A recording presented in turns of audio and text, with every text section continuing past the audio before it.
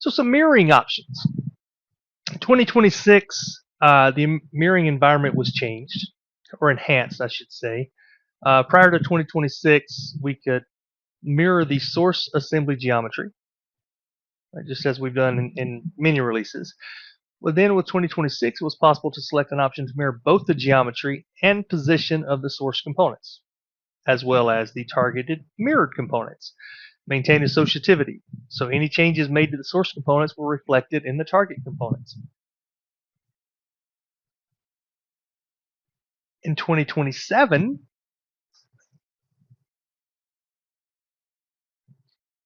this has now been expanded, and we have the capability of additional features inside the mirror workflow, building on the previously introduced features from 2026.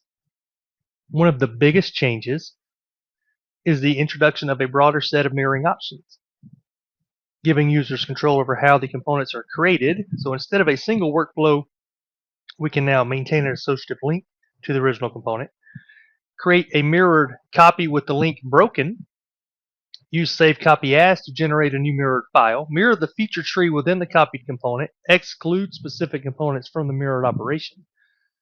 And this flexibility allows designers to match the mirror behavior to their design intent.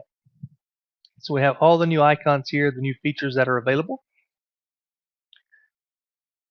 So we go out. We want to modify this, mirror about a plane, mirror the geometry we're working with.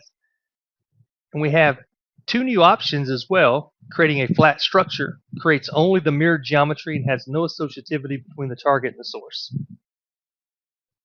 No new browser node is created for that. And then we have the create mirror pattern, which enables you to mirror the geometry and position of the source components while preserving the associativity between the source and target components. Mirrored components are reserved and placed inside the model browser.